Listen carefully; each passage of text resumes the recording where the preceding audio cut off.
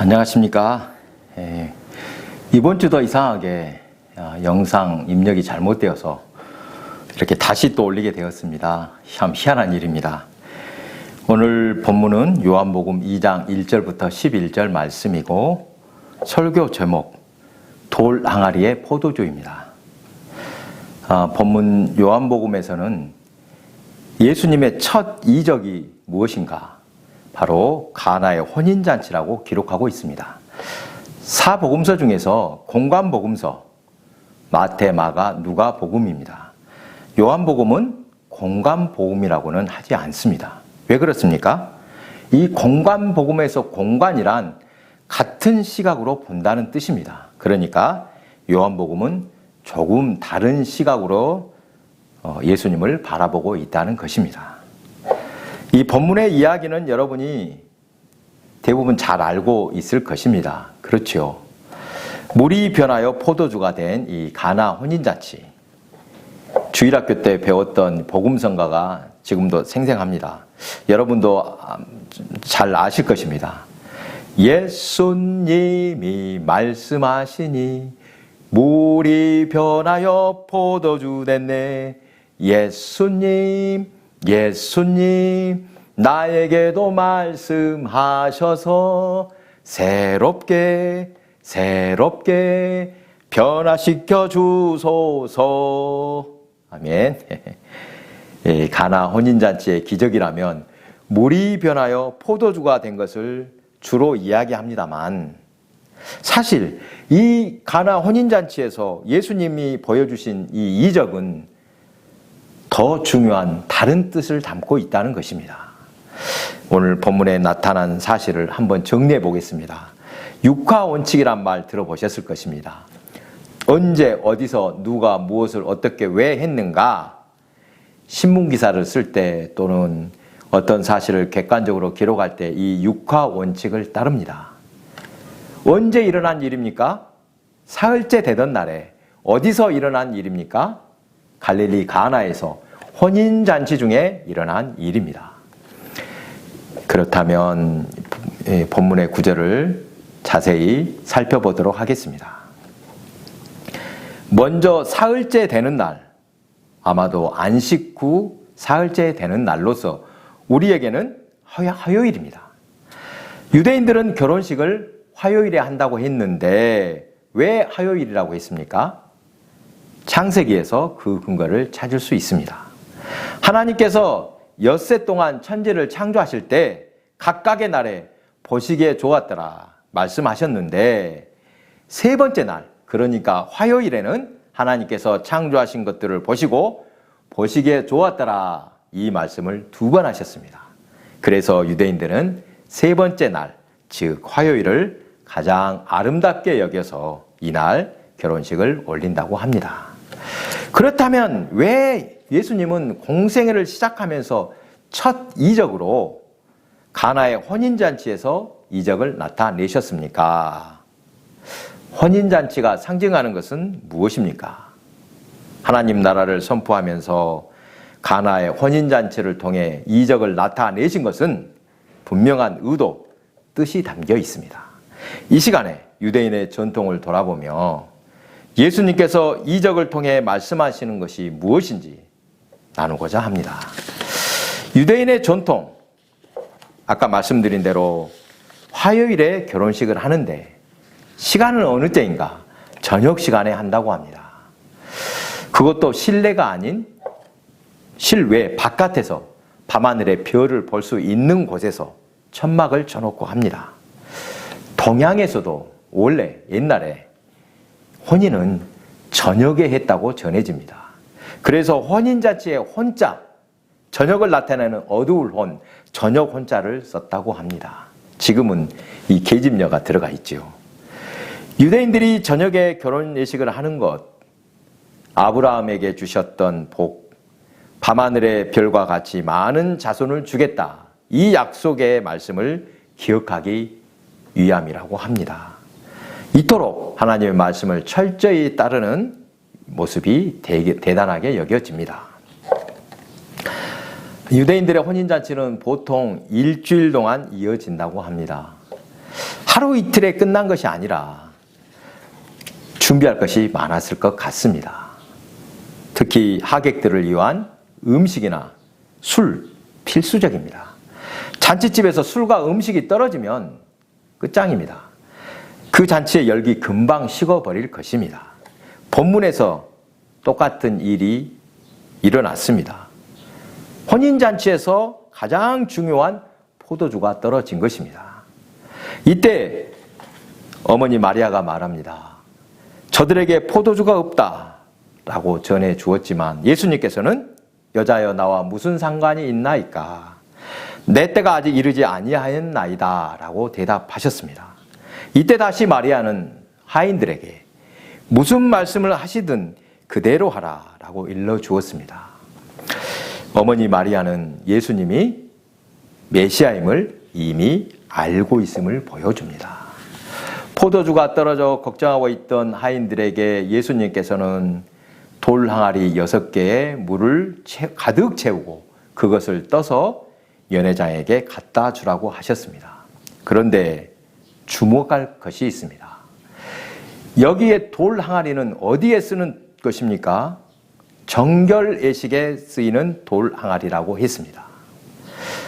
저지난주에 저는 충북 제천에 있는 세계 기독교 박물관에 다녀왔는데 그곳에서 이 돌 항아리를 직접 보았습니다. 생각보다 컸습니다. 작은 줄 알았는데 상당히 큽니다. 이것은 집에 들어갈 때 음식 먹기 전 손을 씻을 물을 떠놓는 돌 항아리입니다. 당시 유대인들은 이 정결법에 매우 철저했습니다. 음식 먹기 전 반드시 손을 씻었습니다. 바리새인과 서기관이 예수님의 제자들이 밥 먹기 전 손을 씻지 않았다고 논쟁을 벌인 것도 이것 때문입니다. 사실 밥 먹기 전 손을 씻는 것 위생법입니까? 종보법이었겠습니까? 위생을 위한 것이었는데 이것이 나중에는 종교적으로 굴레가 된 것입니다. 너무 율법주의로 흘러갔다는 뜻입니다. 여러분 잘 생각해 보십시오.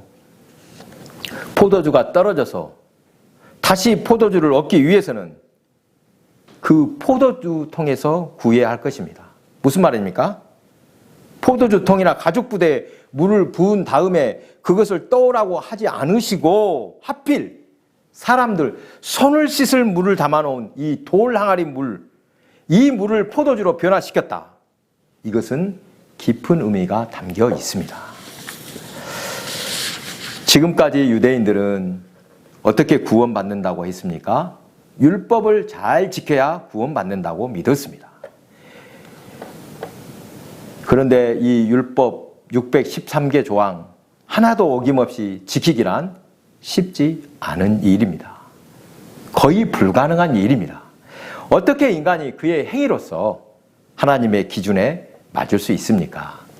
아무리 애를 쓴다고 해도 율법으로는 온전해질 수 없습니다. 사실 유대인들은 결코 되지 않을 방법으로 구원을 바라고 있는 것입니다. 예수님께서는 가나 혼인잔치에서 정결 예식에 쓰는 이 돌 항아리의 물을 포도주가 되게 하심으로 율법 시대가 끝났음을 선포하신 것입니다. 아무리 정결하기 위해 물로 씻더라도 사람이 깨끗해질 수 없습니다. 율법으로는 구원을 받을 수 없다는 것입니다.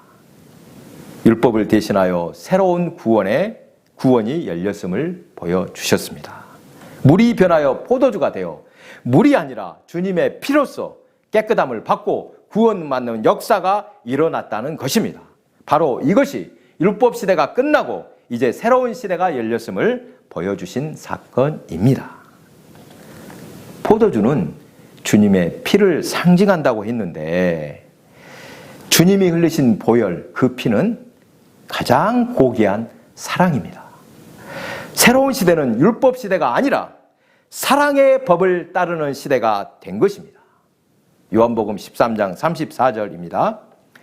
새 계명을 너희에게 주노니 서로 사랑하라. 내가 너희를 사랑한 것 같이 너희도 서로 사랑하라. 그리고 같은 사도 요한의 편지, 사랑의 편지로 알려진 요한일서 4장 10절, 12절입니다. 사랑은 여기 있으니 우리가 하나님을 사랑한 것이 아니요 하나님이 우리를 사랑하사 우리 죄를 속하기 위하여 화목제물로 그 아들을 보내셨음이라. 사랑하는 자들아 하나님이 이같이 우리를 사랑하셨은즉 우리도 서로 사랑하는 것이 마땅하도다. 어느 때나 하나님을 본 사람이 없으되 만일 우리가 서로 사랑하면 하나님이 우리 안에 거하시고 그의 사랑이 우리 안에 온전히 이루어지느니라. 할렐루야. 하나님은 참으로 놀라우신 사랑의 하나님이십니다. 우리를 향하신 주님의 사랑, 그 사랑의 힘을 믿으시기 바랍니다. 어떤 목사님이 질문한 것입니다. 여러분도 한번 답해 보시기 바랍니다. 사랑의 반대말이 무엇입니까? 미움이다, 증오다, 여러 가지로 답을 하겠지만 그분은 이렇게 말했습니다. 사랑의 반대말은 두려움이라고 합니다. 사랑 안에는 두려움이 없다는 것입니다. 다시 요한일서 1장 18절입니다. 사랑 안에 두려움이 없고 온전한 사랑이 두려움을 내쫓나니 두려움에는 형벌이 있음이라. 두려워하는 자는 사랑 안에서 온전히 이루지 못하였느니라. 아멘. 말씀을 준비하면서 제가 먼저 은혜를 받았습니다. 마음 깊은 곳에서 잔잔하게 밀려오는 은혜가 있었습니다. 사랑 안에는 두려움이 없다. 이 말씀이 얼마나 큰 은혜인지 모릅니다. 지금까지 이것을 모르고 살았습니다. 예수님을 구주로 믿는다고 하면서도 아직도 율법에 매여 살았던 것입니다. 우리 주변을 보면 율법적인 것이 너무도 많습니다. 눈에 보이는 대로 판단하고 신앙생활을 하면서도 세상 기준을 그대로 버리지 못하고 따라갑니다. 겉으로 드러나는 것으로 판단하는 것, 이것을 저는 회개했습니다. 내 판단, 내 기준으로 세상을 바라보는 것, 큰 잘못임을 깨닫게 된 것입니다. 그동안 몇 차례 이 선친 돌아가시기 전에 제 아버지 이야기를 들려드렸습니다. 옆에서 지켜볼 때 아버지가 믿음이 있나 없나 걱정스럽다고 했습니다. 너무 힘들어하시는 모습을 보면서 걱정했습니다. 그런데 지나놓고 보니 제가 너무도 율법적인 신앙이었다고 회개했습니다. 숨을 제대로 쉴 수 없을 때 얼마나 고통스러운지 한 번쯤은 경험해 보셨을 것입니다. 이것은 믿음의 문제와 상관없습니다. 고통스러운 모습을 그대로 보인다고 선친께서 믿음이 없다고 판단했던 제 자신이 너무나도 부끄럽게 느껴집니다. 또 죄송할 따름입니다. 아프면 아프다고 고백할 때 그것이 허물입니까? 인간은 누구도 완전할 수가 없습니다. 연약한 것이 인간입니다. 그래서 율법의 행위로 인간은 결코 온전해질 수 없고 구원에 이를 수도 없는 것입니다. 오직 은혜로만, 믿음으로만 의롭게 됩니다. 주 예수의 보혈로만 깨끗해질 수 있습니다. 그것을 믿음으로 이미 구원받았음을 믿으시기 바랍니다. 또 한 가지 요즘 하나님 앞에 회개하며 고백한 것이 있습니다. 저와 제 아내의 꿈은 선교사였습니다. 사실 지금도 마찬가지입니다. 두 사람은 꿈이 같아서 쉽게 결혼할 수 있었던 것 같습니다. 청년 시절에 필리핀으로 선교훈련을 떠난 적이 있습니다. 어학연수 겸 선교훈련을 함께 했는데 약 3개월 동안 필리핀 현지에 머물렀던 경험이 있습니다. 그곳 현지에서 선교를 목격하면서 제가 한 가지 느낀 것이 있습니다. 선교사역 쉽다면 쉽고 제대로 하자면 사실 너무도 힘든 사역이 선교구나, 이것을 보게 되었습니다. 무슨 말입니까? 그냥 되는 대로 하면 쉽지만 뭔가 열매를 보기 위해서 예를 쓰면 쓰는 만큼 힘든 것이 선교 사역일 것입니다. 왜냐하면 선교는 선교 열매 쉽게 나타나지 않기 때문입니다. 우리 백숙교회 오기 전에 여러분께 말씀드린 대로, 여러분이 아시는 대로 저는 추자도에서 한 교회를 섬겼습니다. 그곳도 여느 선교지와 다르지 않았습니다. 도시가 아니라 섬이었기 때문에 저는 그곳으로 주저하지 않고 갔다고 말할 수 있습니다. 사실 이것이 사실입니다. 섬이나 농어촌, 도시와 멀리 떨어진 것을 선교지라고 해도 과언이 아닐 것입니다. 꼭 해외로 나가야만, 외국에 나가야만 선교하는 것인가? 그렇진 않은 것 같습니다. 선교적인 생각으로 임해야 하는 곳 모두 선교지라고 해도 될 것 같습니다. 앞에서 말씀드린 대로 선교지에서는 열매를 쉽게 거두기 힘듭니다. 아무리 열심히 씨를 뿌리고 가꾸고 애를 써도 당대 열매를 거두지 못할 때가 많습니다. 한국 교회 초기 선교 역사를 보더라도 처음 한국 땅을 밟은 선교사님들, 오자마자 순교당하고 이슬처럼 사라진 분들이 참 많습니다. 당연히 그때는 곧바로 선교 열매가 나타나지 않았습니다. 하지만 순교의 피 헛것이 아닙니다. 결코 헛되지 않습니다. 하나님께서는 그 고귀한 희생을 기억하시고 귀한 열매로 돌려주셨습니다. 우리 전국 곳곳에 교회가 세워진 것이 그 증거입니다. 반드시 때가 되면 열매 맺게 하신다는 이러한 믿음을 가져야 할 텐데 종종 낙담할 때가 있었습니다. 지금 당장 변화가 없으니 힘이 빠질 때가 있었음을 회개했습니다. 젊은 사람이 도시에서 더 열심히 할 일이 있을 텐데 여기서 뭘 하고 있나 이런 생각이 밀려올 때도 사실 있었습니다. 그런데 이런 생각들은 하나님의 사랑을 온전히 믿지 못했기 때문임을 깨달았습니다.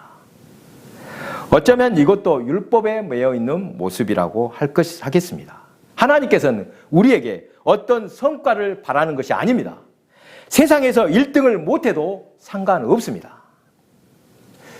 제가 아는 목사님 중 한 분은 특별한 은사가 있습니다. 이 목사님은 이 눈으로 이 봉투를 보고서 그냥 봉투만 보고도 그 사람의 상태를 아는 분입니다. 물론 기도할 때도 환상이 떠올라서 그것을 보고 대상자에게 권면해 주십니다. 그 목사님이 간증하실 때 참으로 은혜로운 일이 있습니다. 광주에서도 제법 규모가 있는 교회로서 그 교회는 1년에 한 차례 정도 회에서 고생하시는 선교사님들을 모아놓고 세미나를 합니다. 세미나가 목적이라기보다 그분들을 위로하고 격려하기 위한 자리입니다. 그 자리는 목사님이 강사를 하시는데 해를 거듭할수록 참여 인원이 늘었다고 합니다. 가까운 나라에 계시는 선교사님들이 그분들까지 참석하셔서 상당히 많은 수가 모였다고 합니다. 목사님은 세미나가 끝날 때면 항상 선교사님들을 위해 한 명 한 명 기도해 주었습니다. 그리고 기도할 때 떠오르는 것을 그걸 가지고 또 권면해 주었습니다. 캄보디아에선가 이 세미나를 끝내고 한 사람씩 기도해 주는데 이런 모습이 보였다고 합니다. 첩첩산중인데 그 선교사님이 여러분 옛날 물찌개 아십니까? 옆으로 지는 물찌개를 쥐고 첩첩산중에서 다니면서 사람들에게 바가지에 물을 떠서 나눠주는 모습이 보였습니다. 그 모습을 보시고 주님이 고맙다 말씀하시더랍니다. 그 이야기를 그대로 들려주니 이 선교사님이 갑자기 펑펑 울었습니다. 사실 네팔에서 10년이 넘도록 선교 사역을 해왔는데 지금껏 아무 열매도 나타나지 않아서 이젠 다 포기하라고 마음을 먹고 그 세미나에 참석했다는 것입니다. 자신은 아무것도 이룬 것이 없어서 낙심하며 포기하려 했지만 주님께서 보시는 것은 달랐던 것입니다. 그 선교사님의 업적을 보신 것이 아닙니다. 영혼을 사랑하는 그 마음을 보시고 주님께서 오히려 고맙다고 칭찬하며 위로해 주셨음을 믿으시기 바랍니다. 사랑하는 교회 여러분, 설교를 마치면서 여러분께 부탁드릴 것이 하나 있습니다. 하나님께서 하실 일과 우리가 할 일을 분별하시기 바랍니다. 성령께서 하실 일, 우리 일입니까? 하나님의 일입니까? 은혜 주시고 말씀을 떠올리게 하시고 하나님께 더욱 가까이 하시는 일, 성령의 일, 하나님이 하실 일입니다. 이것들에 너무 예민할 필요 없습니다. 물론 우리의 마음 중심은 하나님께 향하고 있어야 합니다. 마음이 깨끗하지 못하면 어떻게 하나님께서 그 마음속에 거하시겠습니까? 마음을 정갈하게 하고 마음 중심을 하나님께 두고 살아야 합니다. 여러분, 그것만 잘하면 됩니다. 하나님께 맡겨두시고 그냥 두려움 없이 살면 됩니다. 하나님의 참사랑을 믿으며 살면 되는 것입니다. 그렇다면 우리가 할 일은 무엇입니까? 인간답게 사는 것인 줄 믿으시기 바랍니다. 사람으로서 사람다움을 보여주는 것입니다.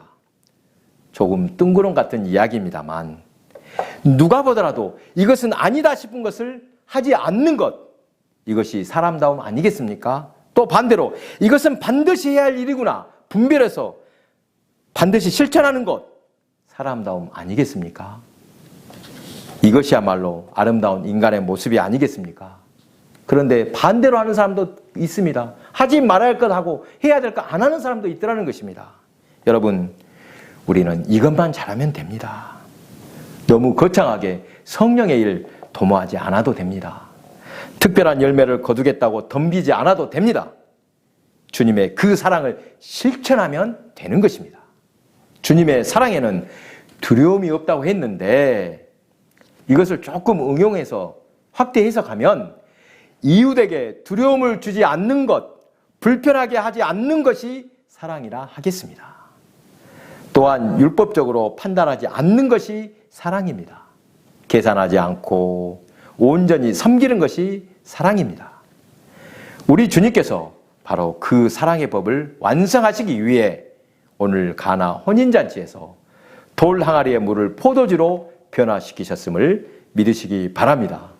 주의 사랑을 실천하며 온전한 성도의 삶, 날마다 성숙하는 성도가 되시기 바랍니다. 기도하겠습니다.